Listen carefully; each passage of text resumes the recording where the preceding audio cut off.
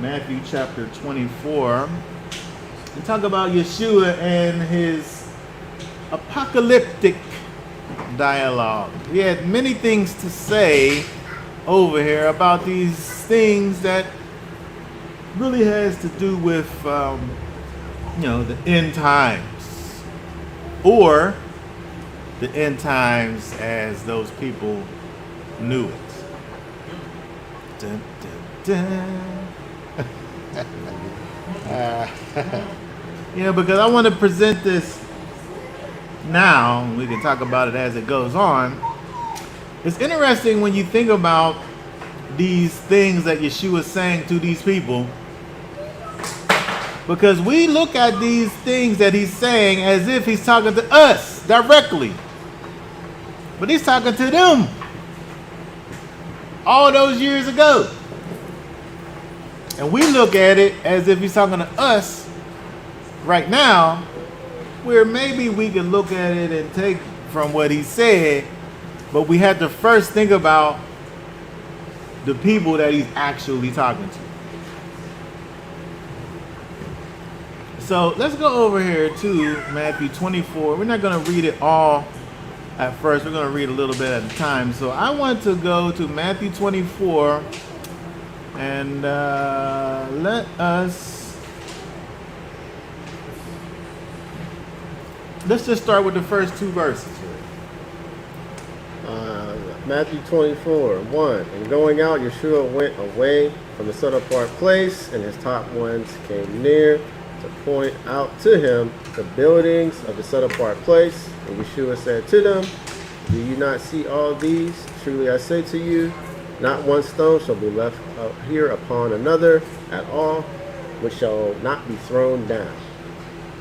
Okay, very good. So this whole thing begins, this is very important actually. This whole thing begins by the disciples. They're leaving from the temple. They've been having these various discourses around and about the temple and talking with the various peoples. And so now they're leaving the temple with Yeshua. And it says, and his disciples came to him and to show him the buildings of the temple. Now, how many times have you been somewhere? How many times have you been somewhere, like say, I don't know, downtown?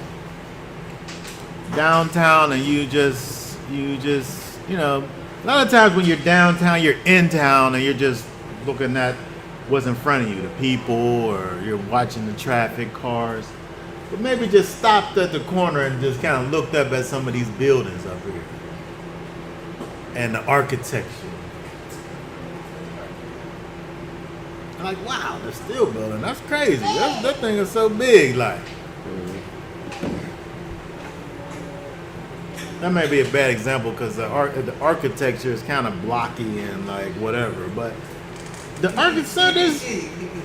Oh yes, the PPG Plaza. Oh my goodness, the glass buildings and all of that.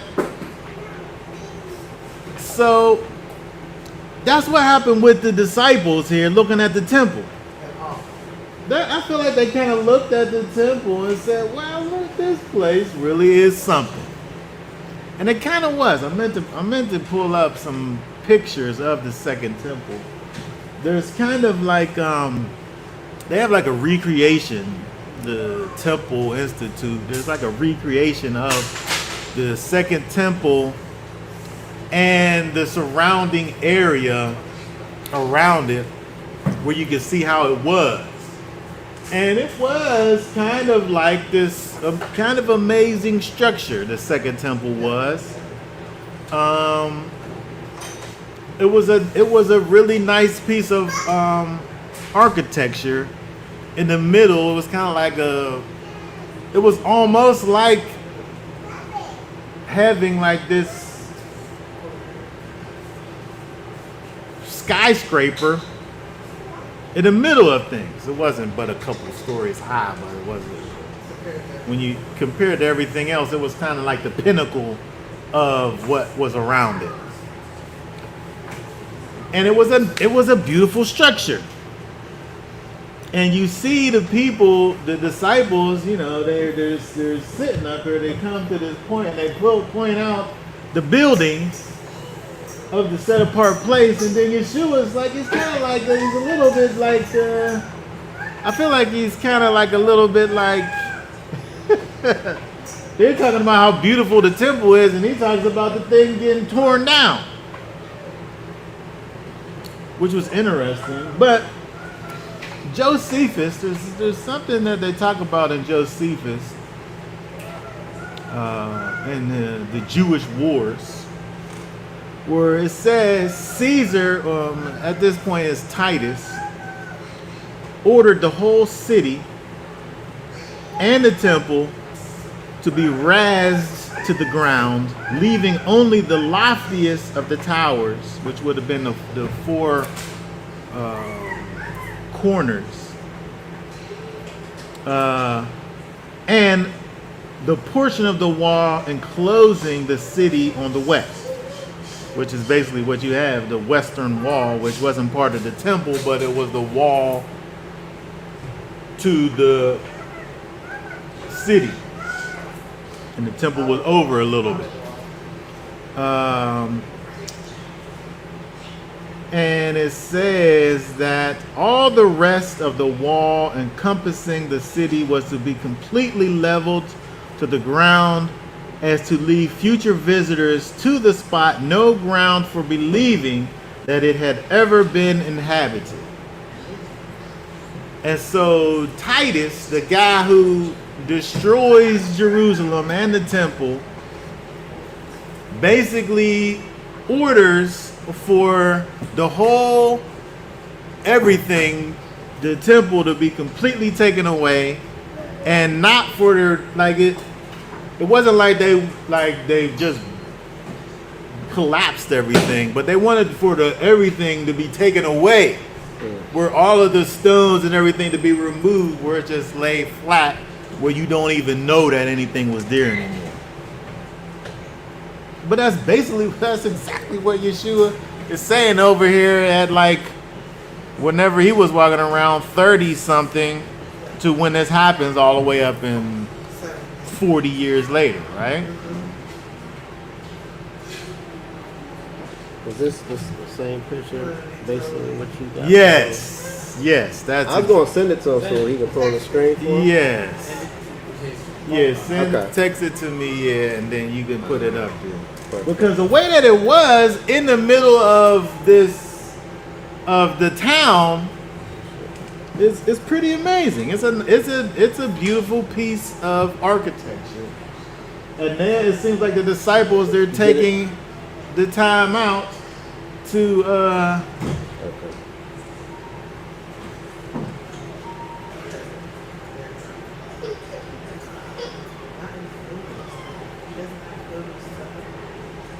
Oh, did you get it?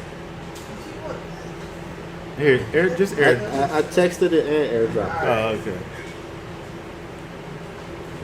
Because I think that understanding what's going on with your oh, that's it right there.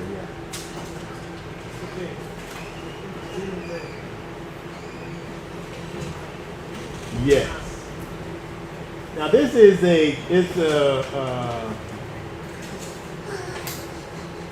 like a representation of the. Now what happened was you had the second temple, and then you had Herod did like a renovation that happened, but that was after Yeshua lived. So Herod kind of renovates it, and then like a few years later, the whole thing is destroyed. And so, but this is what what it was. So they're leaving, and they look back, and the disciples are like, this is the temple. It's amazing. Isn't it amazing? Yeshua's like, yeah, this whole thing is going to be destroyed. And so, but I think that this is important to talk about what they say in the third verse, and then what continues. So read for us verse 3 there. And as he sat on the Mount of Olives, the top ones came to him separately, saying, say to us, when shall this be, and what is the sign of your coming, and of the end of the age? Okay, very good. So I'm thinking about this idea that in a time where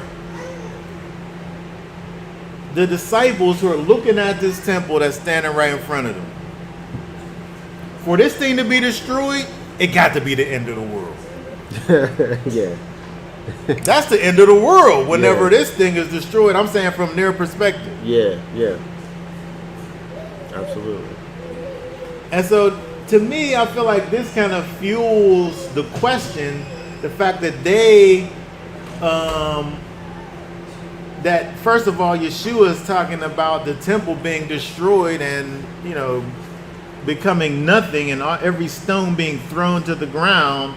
For them to hear that, they're connecting that back with the end of the world. I mean, as they should. That's like us sitting up here talking about looking at our downtown skyline and saying, that's going to all come to rubble.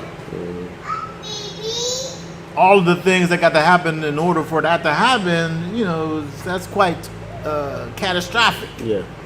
And so At that's, that time they didn't have like bombs. I know. And for them to think about this idea of this place being leveled, how you going to level it? Right. Where's all the bricks gonna go? You know what I mean? They gonna bring dump trucks in or something like what's gotta happen for that to happen? And so that's what they're thinking about. And so then they are asking the question. They're pulling them to the side like, well, tell us about these things. Like, and then another thing is there's a sign of thy coming they ask about, but he's right there though. He's with them. And so I also think that there's a type of confusion with even the idea of them asking about the sign of his coming because he's already there with them. And at this point, he's talked to them about him going away, but I don't think they ever really understand what he's talking about when he talks about his death. Yeah. They never get it. Yeah. It takes for him all the way to, even after he dies, that time when he's away, their world's turned upside down. They're off hiding places until he comes back. And then he comes back and they're not even sure if it's him or not. And so this whole thing about him, the sign of his coming, I think, in their eyes, I think they're confused about it. And their idea of what the world, the end of the world is, I think they're also confused about it too.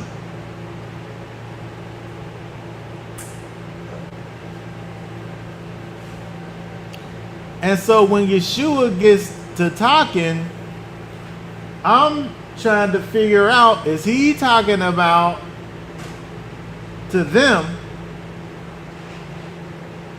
about what's getting ready to happen to them, or what we should be looking forward to at the end of the world, Real world. Oh, or both?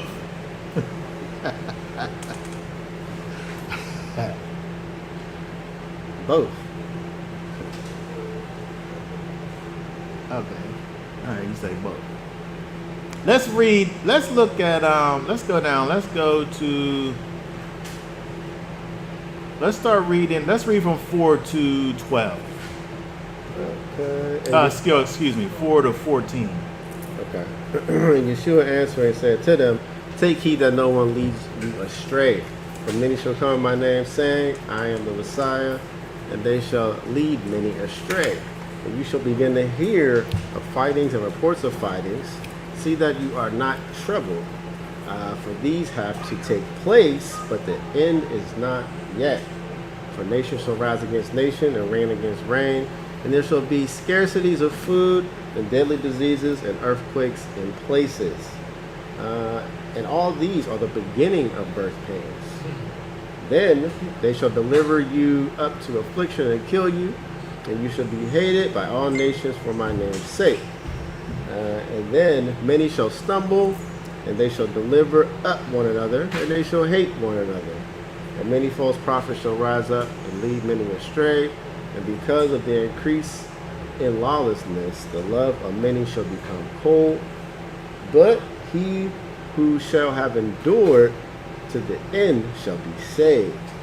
And the good news of the reign shall be proclaimed in all the world as a witness to all the nations, and then the end shall come. Okay, very good. So, if we look at, and now again, Yeshua's talking to the disciples. He's talking right to them. Now, he knows that he's going away. He knows that he's going to die.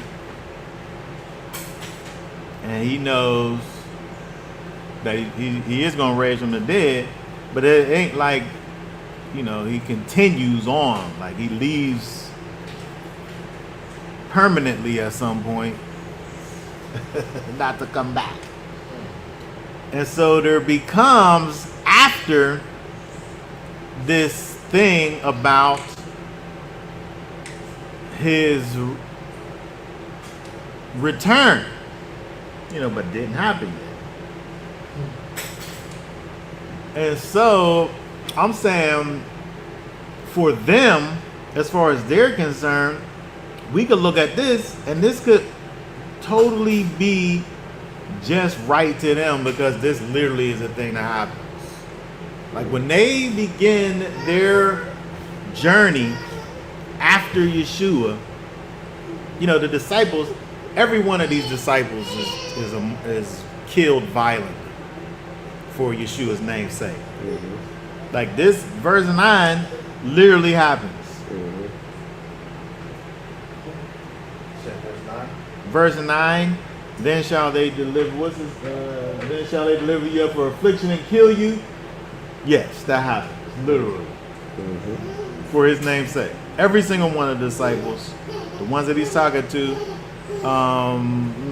beside John.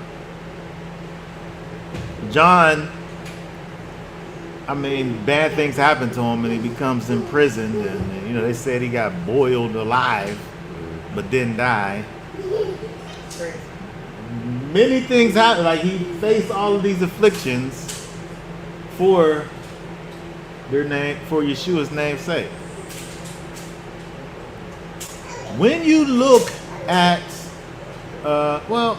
before I talk about that, so I'm simply saying, when you look at these things that Yeshua is saying to them, everything that he's really talking about, really, I'm saying the first way we got to think about it is in terms of how they are thinking about it. Because, we think about, we live in this time, and there's, nation against nation, and there's earthquakes, and there's these things happening, pestilences and famines, and we're looking at these things, and we're saying, oh, this must be the end times. But I'm saying that all those things happen to them disciples that he's talking to already.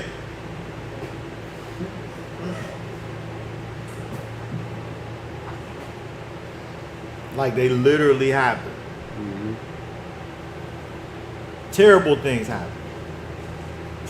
Even here, read, add 15 to it. Matter of fact, 15 through 22.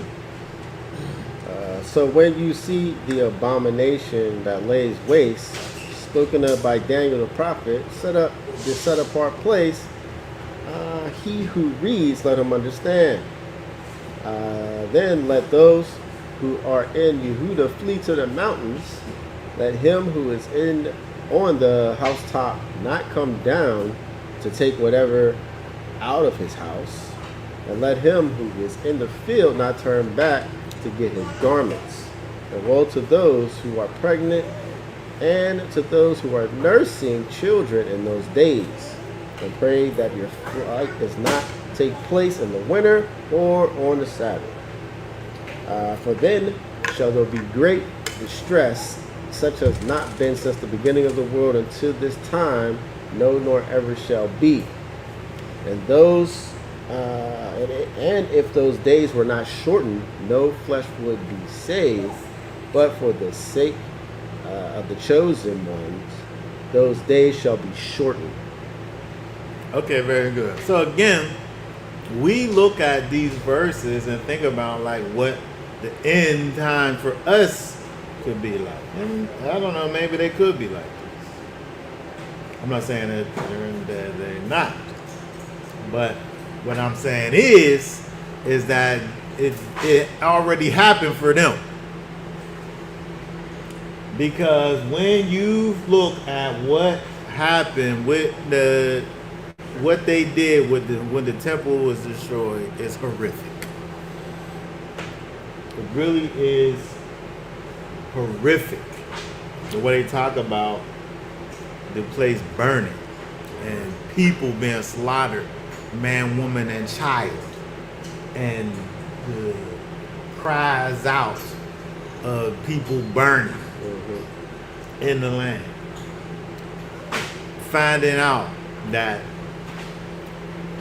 one of the reasons that Rome was able to, one of the reasons that they was able to be so successful against the people was Israel themselves joining with Rome, killing their own people.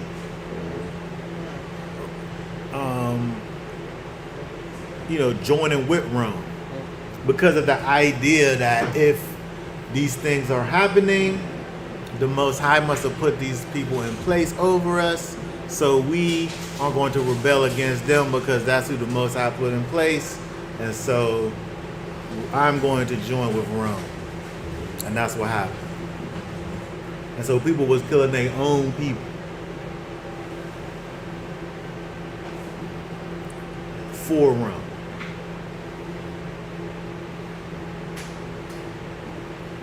So it was this terrible, terrible time wherever Yeshua's like, get out of there. Run for the mountains. Don't turn back.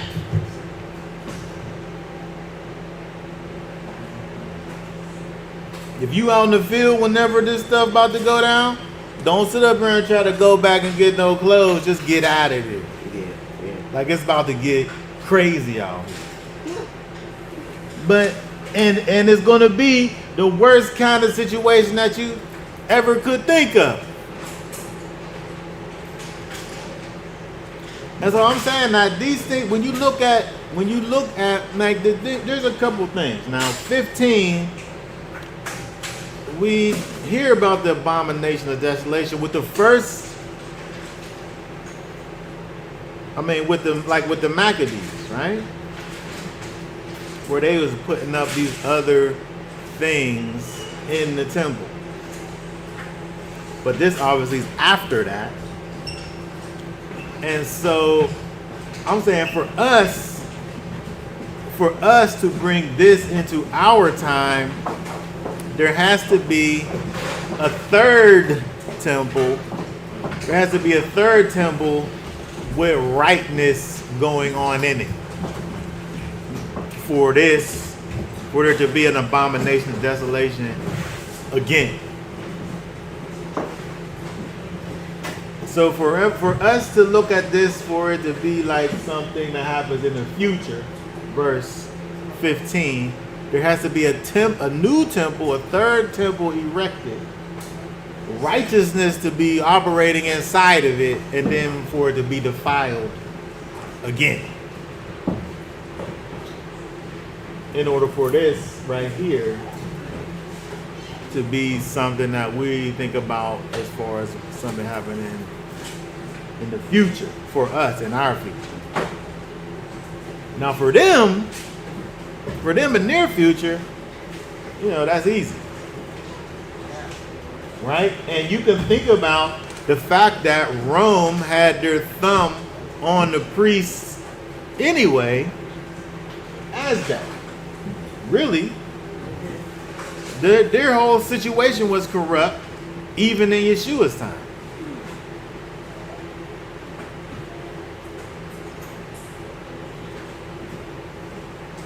And so it's easy to think about, I'm saying for them to think about this thing of the temple being, having this gross level of defilement that happens to it when it was already at this time, not functioning properly. But they really did have to deal with this idea of fleeing and running and these terrible things happening where, how was they even able to remain faithful in the face of all of this stuff? Like these things literally happen already.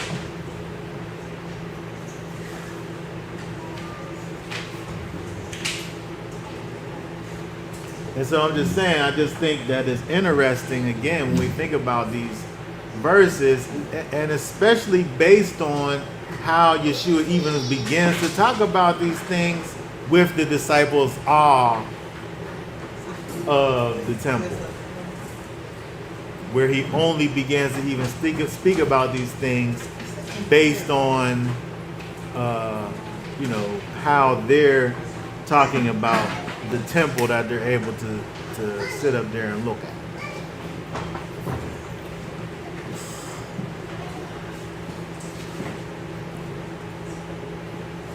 Anybody have any thoughts? Now, in Revelation, they're going to have like I guess like when the two witnesses and all of that comes about stuff. That's going to be, there's going to be something restored over there around that era. Is that correct? So again, it seems like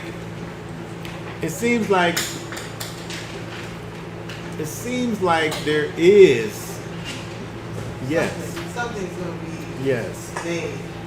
yes, it does seem like that. My thing that I think about is when you think about what the Yeshua's role in his return is about taking control and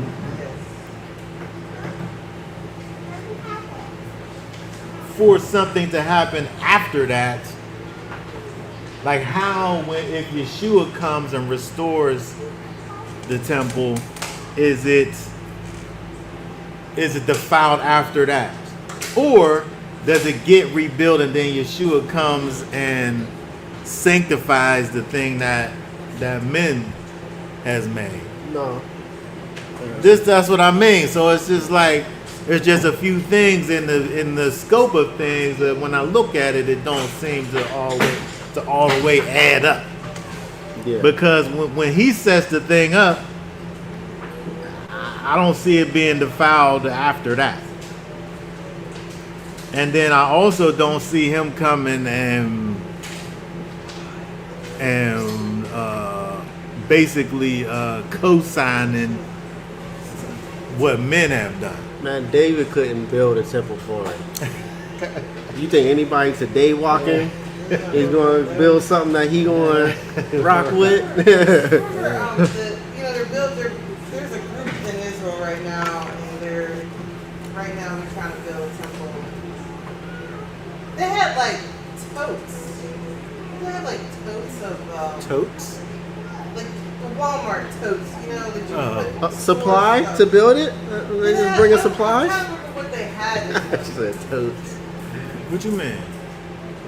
I don't know if it was blood in them or Is those the people that did the recreation thing of it? they're recreating the temple, yeah. Well, I'm saying they have something where you could go and look at it. It's like it's scaled down, but it's the whole temple and the surrounding area kind of scaled down. You could go and look at it. It's like a tourist saying. thing. Okay. But it's not like somebody could walk into it because No, it's no, scaled no, people down. are actually building something over here. Well, the thing is that they can't put it where it goes because the dome of the rock is there. So anything that they would make would be just a mock-up. Because where it goes at is where their, the Muslims thing is, where they, their temple rock, their most coveted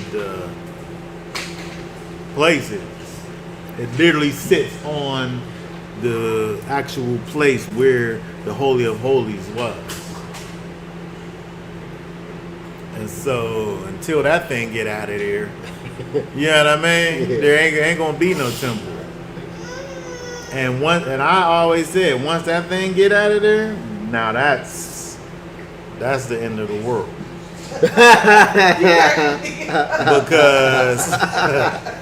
because the Muslim world is about to start bombing like crazy whenever that thing get taken down.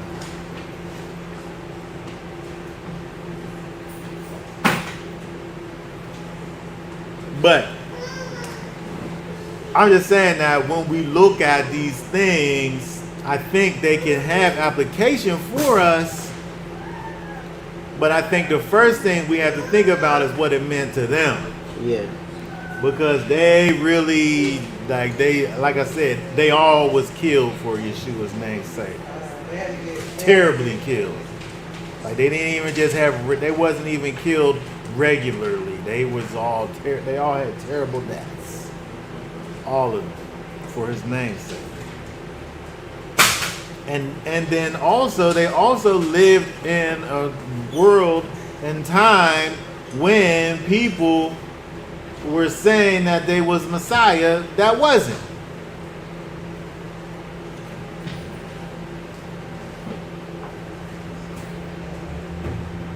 But because we also live in a time where we could experience these people making these claims, we're able to also have these same things. But it's like we have some of the things, but not all of the things.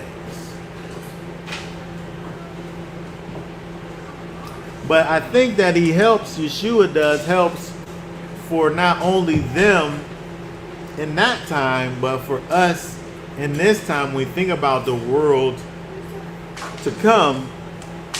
It helps for us to be able to understand that, where did you read down to? Read from 23 to 27. Okay. If anyone then says to you, "Look, here is the Messiah," or "There," do not believe. For false messiahs and false prophets shall arise, and they shall show great signs and wonders, so as to lead astray, if possible, even the chosen ones. See, I have forewarned you. So if they say to you, "Look, he is in the desert," do not go out. Or, "Look, he is in the inner room," do not believe. For as the lightning comes from the east and shines in the west, so also shall the coming of the Son of Adam be. Okay, very good. So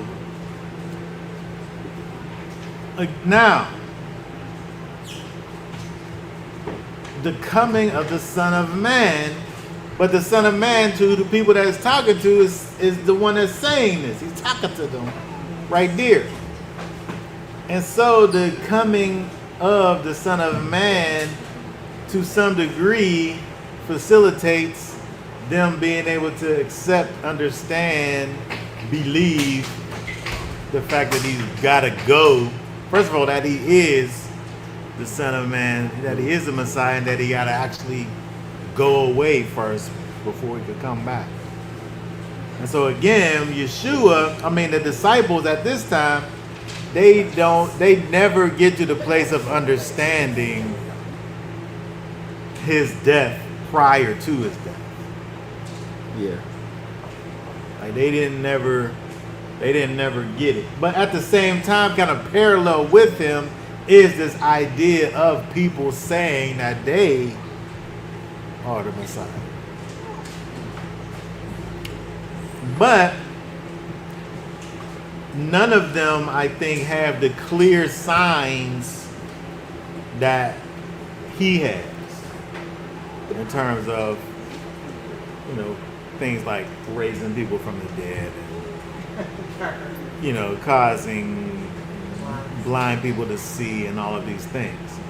And so he's basically saying, for as the lightning comes out from the east and shines in the west, so is the coming of the Son of Man. Like, you can't not see the lightning. If lightning comes, you know that the lightning came because it's just right over there. You saw it. It's not something that you have to be convinced of because you see it. And so he goes on and talks about these other signs and things that are evidence. Like if somebody's off in a secret and they got these secret stories about this secret Messiah that's over in Africa and he's doing these things, or he's over in some far country somewhere and he's like, that ain't the Messiah. Mm-hmm. Like if you gotta find out about Yeshua came back and then like it's a rumor like on the news. Oh yeah. No, I remember the Mormon people. The girl told me he was like in America and like I don't know 18 or something. Yeah, that's a perfect example. What year was that? I don't know, but whenever they talk about Yeshua coming into the Americas, that's this right here. No, he wasn't. No, he didn't. No, he didn't. Like, I gotta have this secret book that tells me about when Yeshua came and showed himself to the people over there and The Native Americans. And then when he come back the second time, we ain't gonna be talking about he came back the second time. no. He gonna be here, and everybody gonna know he here because he gonna be here. Yes, and that's I think the point. So when he comes, he'll be here, and nobody got to tell you that he's here, Right. because you're gonna know, just like you know whenever lightning happens, Yep. because you can see it. Yep. And so that's the point. And so when these things happen, and people are saying this, and people are saying that, it's a lie. That's what he's basically saying. These people sitting up here acting like they me, they ain't me. When I come back, you gonna know it's me. That's what he's saying to them. Don't be confused. Yeah. Like, it's not gonna be up for debate whether it's the Messiah or if it isn't. These people are gonna be doing things that if you trust the things, it might trick you. Yeah. He said if it were possible, even the very elect could be deceived. Yeah. If you're going to just look at the things that these people are going to sit out here and do. Right. But you can't look at the things that the people's going to do because the return of the Son of Man is going to be like lightning. You're going to know. It's not going to be a thing that you got to say, well, he did this or he did that. Right. He performed miracles. I mean, the first time he was born here, but they had the stars and the wise men was able to go and kind of see he was going to be born. But the next time he come, he said he ain't going to come to us like as a man. It's going to be a spectacle. So if you even hear about somebody, oh, he over there, you just and there's no spectacle to precede him. Like, it got to be some spectacularness to go along with it. I feel like that's like if there's a story that there is that's going around that's saying like these are the things that he did, so it must be him. I feel like that immediately disqualifies it. Yeah. Yeah. When he come back, it's gonna be on CNN seeing Twitter, TikTok, Instagram. All at the same time. And they go, It's gonna be trended. It's viral. and out your window.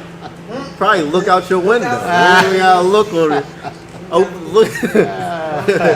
Nobody's gonna have to tell you. Yeah. It's not gonna be a thing where there has to be a story told.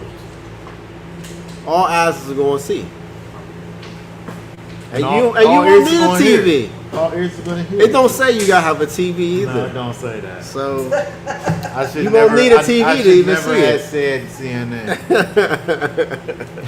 They said CNN in the 90s. Yeah. right. All right, let's keep on going. Now, there's some interesting things here. Look at 29 through 31.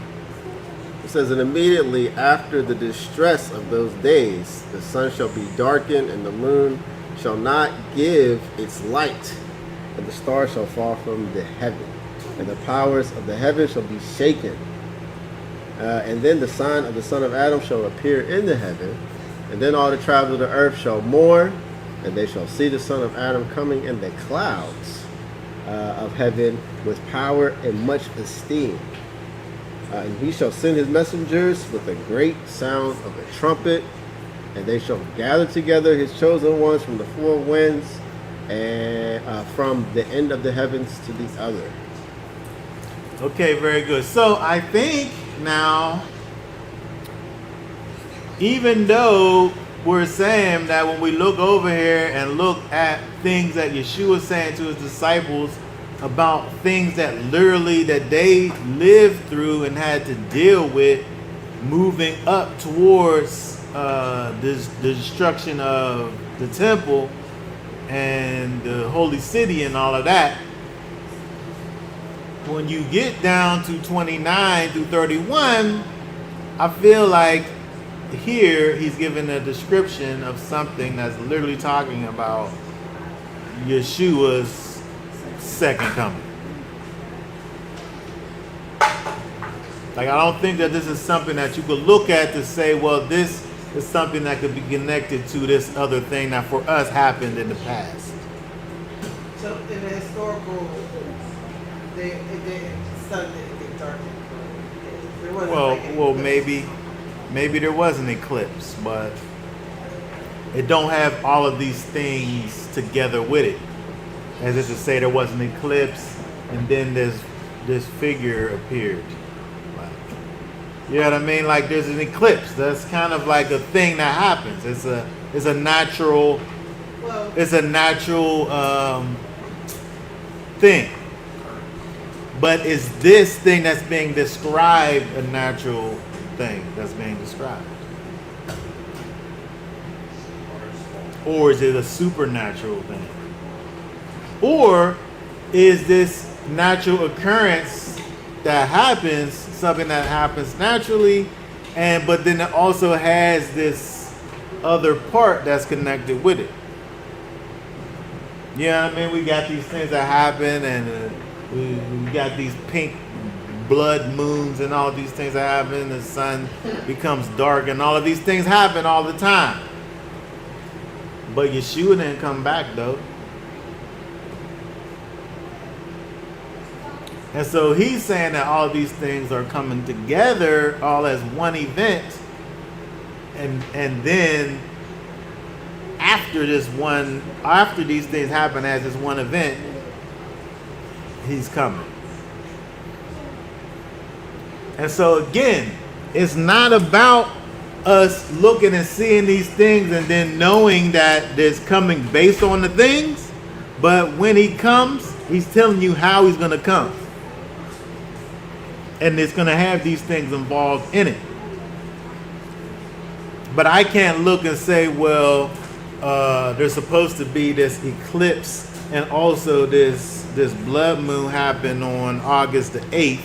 And then so I think that that's going to be the time that Yeshua is coming back. I'm saying that when he comes, these things are going to happen. And then at the same time that it happens, there he's going to be At the same, the stars gonna fall from the heaven. The powers of the heavens will appear, and then the whole earth's gonna mourn. Like all of these things is happening all at one time.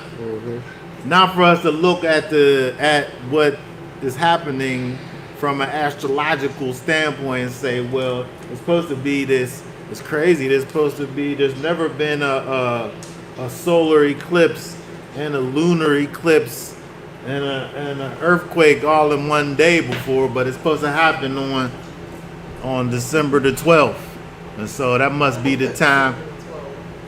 Yeah. You know what I mean? Yeah. I'm saying when he comes, we're gonna see all of these things, but we're not supposed to look for those things to say that he's coming at that time. Even though whenever he's coming, that's how he's coming. But a key thing people be missing is they say immediately after the distress, or in the King James, the tribulation. So it's a time of tribulation. All these things that he mentioned above got to be happening too. Okay, now, but so that's where we're looking at as far as for them, it happens already. Like by the time this is written, they're living in a time where there's literally tribulation all over the place. The guys are getting captured and they on the run. They going around secretly spreading the gospel and all of these things. And so, but I mean, it literally the words is right there. It says of riches. So I think that there is room for the idea of tribulation on a grand scale for those that follow after Yeshua in his truth. But at the same time, I think that it's also like kind of how people do with these things in the skies, where you have all these different predictions based on natural disasters and things, and people putting these things together and making these predictions. I think that all of these things will happen, but I'm not sure if it happens in a way where we could look and say, well, man, we're living in a time where true followers in the Most High are really being persecuted, so it must be like getting ready to happen. I think about it all the time. I mean, I don't know how many feasts of trumpets I've heard that's supposed to be the end. Like, I heard so many times people are like, oh, this blood moon is happening, and this. I think the last time it was blood moon and the eclipse at the same time. Yeah. And it was like, that's going to be the end, and this is the end, and this is the end. I think even though he's putting these kind of things kind of in a sequential space, he's still at the same time saying don't be looking for these things to happen, because even that would be like kind of like a room for like a prediction to be made, and it ain't about prediction. Whenever it happens, it's gonna happen. You're gonna see like the lightning. I think about, I try, like when I look online, and whenever you see like the strikes, Strikes? like the air strikes and stuff on these different countries. I mean, it probably is so scary in like the end. Yeah. I just can't even imagine the level of destruction. They like what is it, the new bomb that America's talking about dropping. It like literally burrows into the ground and then explodes like in the depths of the earth, like the bunker busting bombs. Like, I just don't, in my mind, I think to live through those types of levels of destruction, you kind of would have to think it's going to be the end. If not the end of the world, it's the end of you. Yeah. Yes. And then at that moment, it doesn't matter if it's the end of the world because it's kind of like the end of you or the end of, you know what I mean? Like that's what's happening right now. Yeah. But I think that the thing that we think about in these days and times, though, right? The Most High's people are all over the place. Mm-hmm. And they have different lives. Yep. And they're disconnected from each other. And so the way that it's talking about, it's like you think about it in terms of the tribulation of his people, but his people ain't together and they're all over the place. And so you have to have his people being things happening to them, distress happening to them.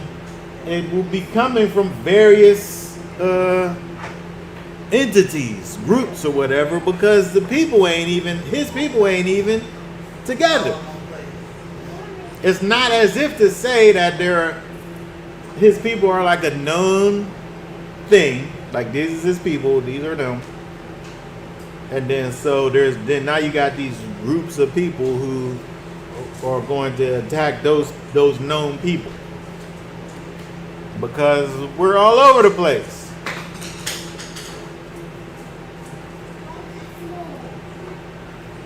And so when I look at these kind of time identifier things, it's interesting because like how do we kind of think about those things for us when like in that space, like the followers of Yeshua was like they was a group of people that was known. And they was together. There was a togetherness of it, and so they literally experienced these things, and they was persecuted as a result of it. Mm-hmm. Now we could face persecutions as that's connected with our faith, but it's like it's not like unto death. It depends where you are in the world. I just was watching 2 days ago, somewhere in Africa, they killing Christians, quote unquote, over there. So they being persecuted for their faith. If you go to just certain parts of the Middle East, you're a Christian, they suffering persecution. They killing them.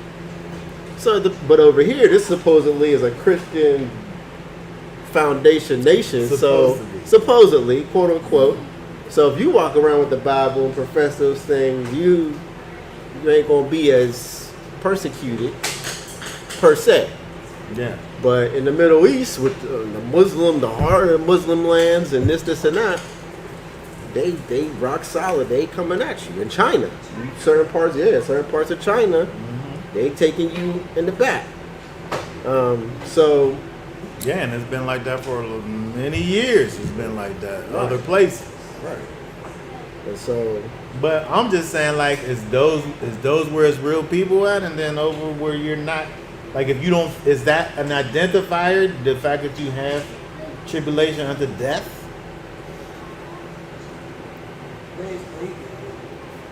Well, I think, like you said, everybody ain't going to experience the same thing at the same time. Like one person's end is another person's beginning. And so, but if we're talking about the main end, I think the main end don't even look the same for everybody. Because it's the same point in time for everybody to be going through the same exact thing is not likely. You could be over here, got food and electricity. This person over there just got bombed, and whatever's happening in their life is in shambles, and he come back. Yeah. But I think the sentiments, he always mentions like the wider, the people. And I think like it's a level of psychology of what happens with groups of people that happens. It's a cyclical thing. He said, for nation shall rise against nation, reign against reign. You got different world wars that took place. How many world wars? How many nations from the time he was here to here happened? How many people died and situations took place where you're like, oh, well, those people could have thought it was the end too. They 100% thought it was the end. Yeah. There was a whole bunch of wars just that happened in the 40 years from the time of Yeshua dies until 70. And then now you want to talk about from then up until now? Thousands of skirmishes. Crazy. You throw slavery in there, the transatlantic slave trade, and you throw all that other stuff. So I mean, but it's an appointed time. So I'm just saying, for me, I think that to look for an event to happen so that you're able to make a prediction, I think is the thing that he's saying is not about that. When it happens, you're going to see and know that it happens, and you won't have to, Right. Ask questions. it won't have to be guessed. You gonna know. You'll know. Because there'll be evident, self-evident things that happen Yes. that'll let you know that it's happening. Right. And you won't have to ask, is it happening? You're gonna be like, this is it. And I think that the next part, read 32 and 33. Okay. And add 34 too. Okay. And learn this parable. Wait, I'm in the right spot? I was moving around. Mhm. Okay, yeah. And learn this parable from the fig tree. When its branch has already become tender and puts forth leaves, you know that it is the summer is near. So you also, when you see all these, know that he is near at the doors. Truly I say to you, this generation by no means shall pass away until this takes place. Okay, very good. So it gives the parable here about this fig tree. And so again, it's about recognizing things that give clear evidence. Yeah. I think that's the point. Right. When you just like how when he saw the tree that he cursed, he saw the tree and it had clear evidences on it, but the evidences wasn't true though. So that's why he curses the tree, right? But in general, you know, you have these clear evidences, and you should know what the result's going to be as a result of these clear evidence. Right.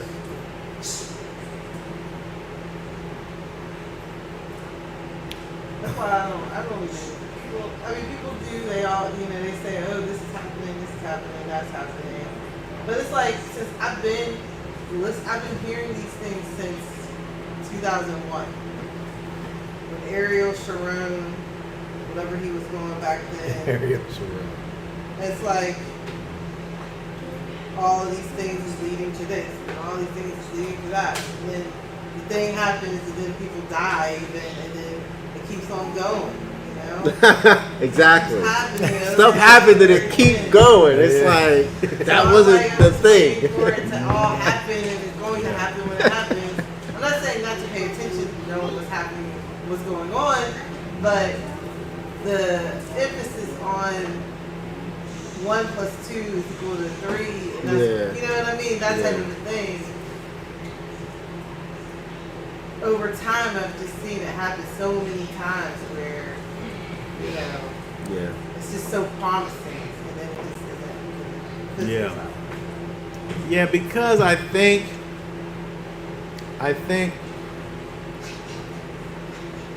that Yeshua wants for us, like I think when we look at what he continues to go on to say when he talks about people watching what's going on, not for the sake of being able to predict have predictions, but when it happens, like if you're not watching and the storm is happening and the lightning happens, then you won't see the lightning because you asleep whenever you're supposed to be watching.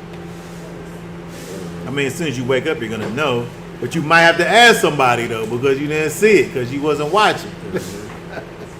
All right. When he talks about these people like in Noah's time,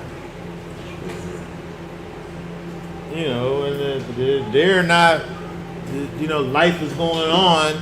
There's wickedness going on rampant all over the place. If you're not watching, you know, you get swallowed up by the wickedness and don't even know what's going on because you wasn't watching. You wasn't ready. Right. You didn't know about the signs that's going on in front of you. Mm-hmm. He goes on and talks about people who, he talks about this servant. The servant knows who the master is. But because he becomes complacent and don't really pay attention to what's going on, and he mismanages the workings of his master because he's been gone so long, he didn't really anticipate him coming back right now. And so he comes back to a surprise and then he's not ready because he wasn't watching.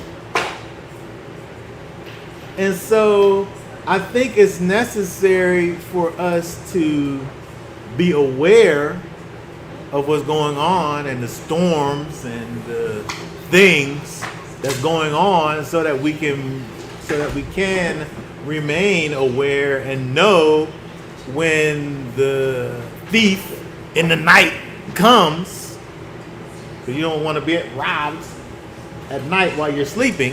You want to have somebody at watch. But it's not for the purpose of saying, well, ABC happened, so the thief might be coming. So, you know what I mean? It's not the prediction part is the part. That is the part that he's saying, don't be that part. But do be aware. Do be have your eyes open to know, and do have your behavior be in line as if he's coming right now. I can't sit up here and say, well, I haven't been watching what's going on, so you know, I still live in a free world, so I'm not being under tribulation. So I don't have to live. I can live kind of however I want to live right now because I'm safe. You know, like 10 things got to happen in order for them to start treating me a certain kind of way. So I have a little leeway in my life to. You know, I don't gotta live perfect. I can catch up because I still got time.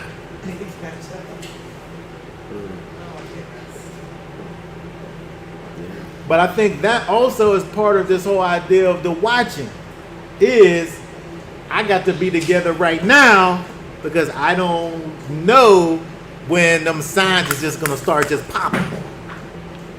Yeah. When the storm all of a sudden is bright right now, all of a sudden the storm could come and then he's coming right now.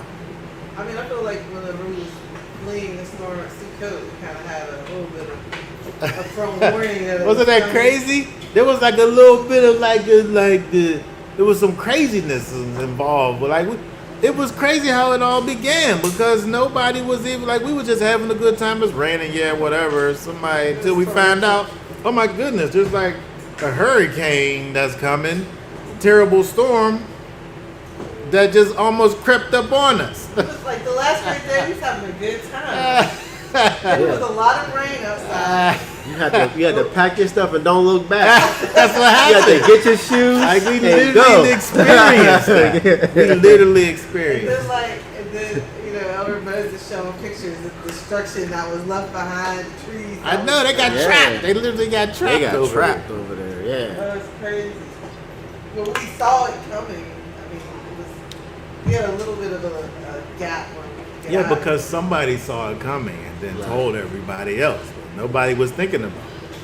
But I think that when we think about this, what Yeshua is saying to his disciples, especially when he talks about here, let's just end with 46 through 51 here. It says, "Blessed is the servant whom the master, having come, shall find so doing. Truly I say to you that he shall set him over all his possessions.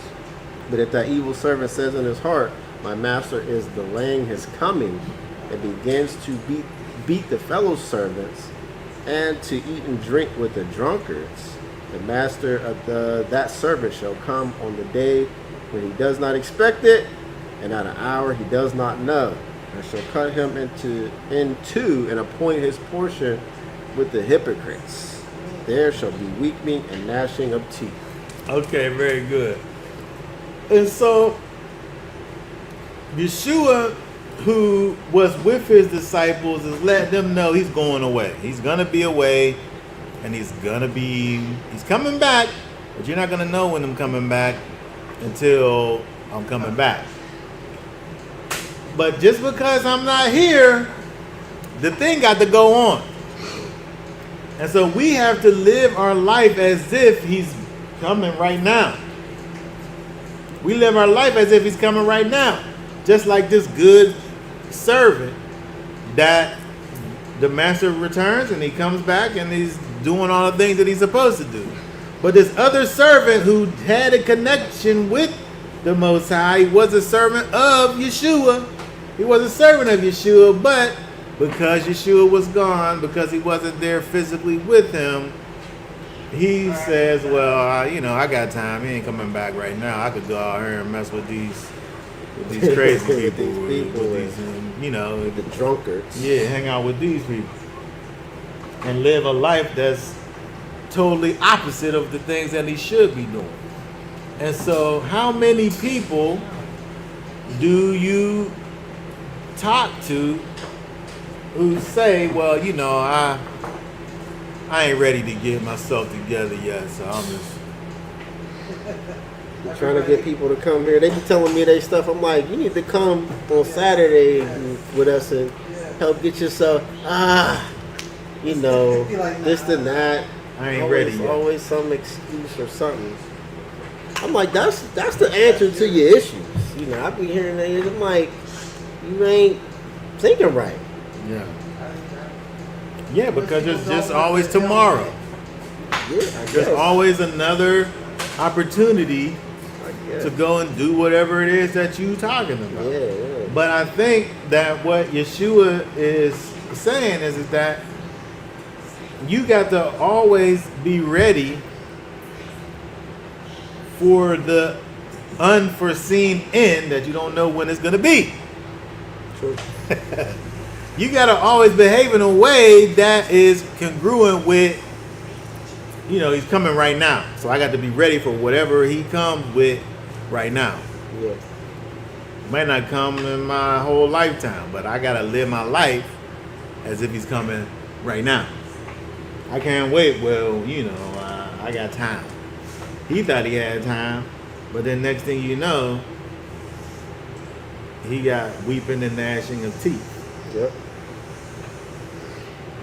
And so it's interesting when you look at, Yeshua talking to his disciples, they probably thought they had time. They probably thought the way that they was living, and there was a time when Yeshua even said to them, you don't know what life without me is going to be. If you did, you wouldn't be sitting up here talking like this. But they was about to find out real soon, and when they did, it was really a shocker to them. Yeah.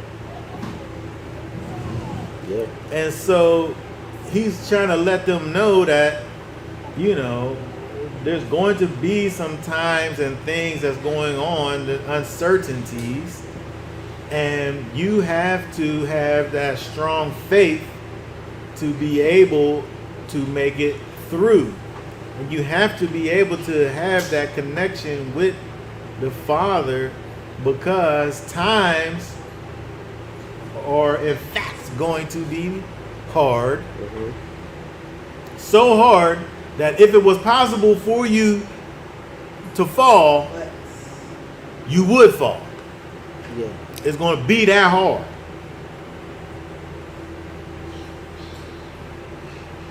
But don't be out here looking for these things, because that's what people might do and say, well, I got time because I know, I'm waiting for, I'm saying I didn't never live my life thinking like what I'm about to say, but I still thought what I'm about to say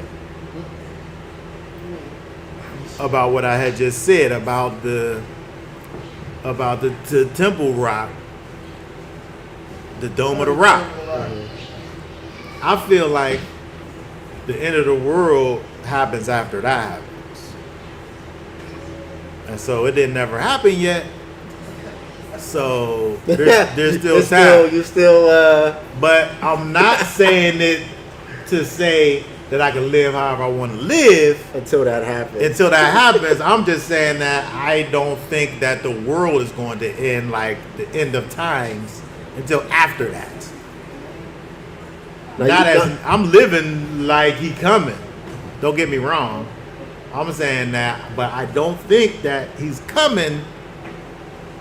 I think that's, to me, that has always been the thing that I feel like brings the whole thing together.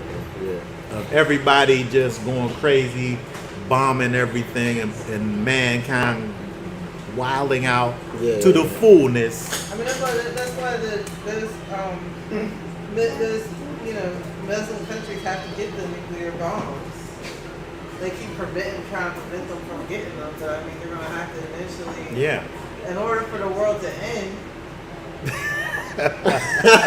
Seriously, like, come on now. hey, we there. I think they doing it. They doing stuff right now. I'm saying now, I mean, I feel like it's a perfect time right now. Everything's lining because up. Why can't they just, as somebody accidentally blow that thing up? It's lining up. Like the chances of that thing getting blowed up on purpose, on accident, like right now, is so high. Yeah. It's so high. It's higher than it's ever been. Exactly. That's funny because every day is always closer to the end. It doesn't matter where you're at in the time frame. You're always closer to the end. But That's it just funny. seems like it's really close now. But I'm saying that even though we got all of these things, we can't look at those things and use them to be excuses. Oh yeah. Because we have to be always ready for him to come just right now. Yep. And that's how we have to live our life, to know that,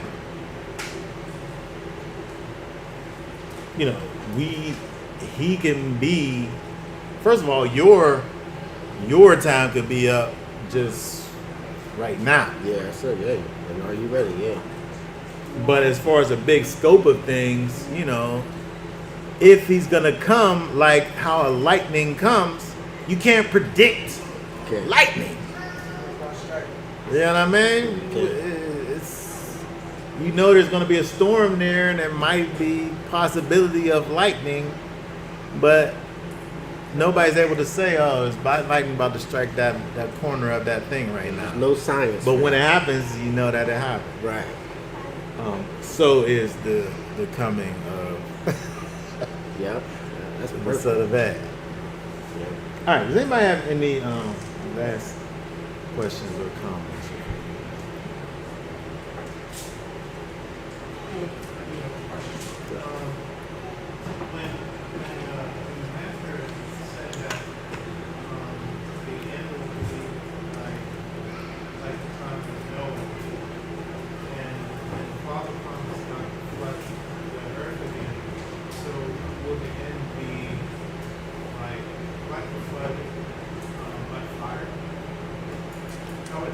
I think that when you look at the idea of the time of Noah, there was a flood that was coming. Noah was the only one that was getting ready for what was coming. Everybody else was just living their life. They thought he was crazy. Yeah, so they're looking at him And they're like, oh, you're doing this thing because you think the world's going to come to the end. Whatever. I think that the idea is not the means by which the world is flipped upside down, but the fact that something is imminent. There's people that's doing something to prepare for the imminence that's coming, and then everybody else don't even care about it. The main population is just living their life, and they're marrying and they're giving in marriage. They're having a good old time, and they're not concerned with that.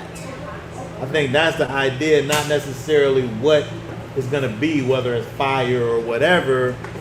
I think the idea is that the Most High's will helps us to understand that we need to be ready for when He comes, and then his people are living a particular way, but the people who aren't connected to the Most High are just living their life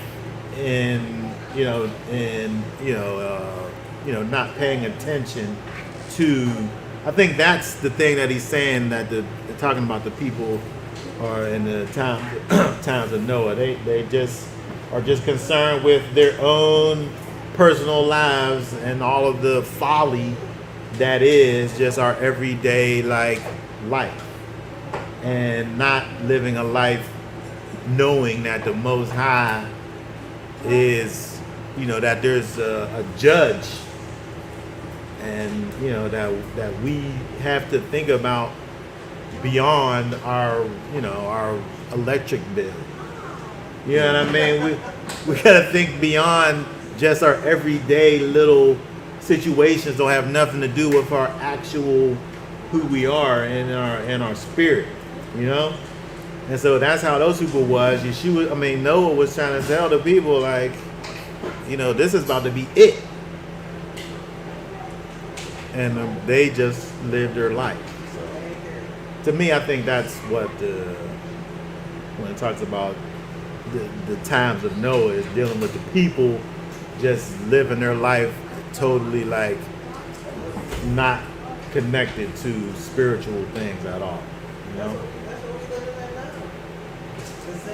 They'll even say you're living to die, because you're restricting yourself from being evil. I ain't living to die. I'm living to live again. That's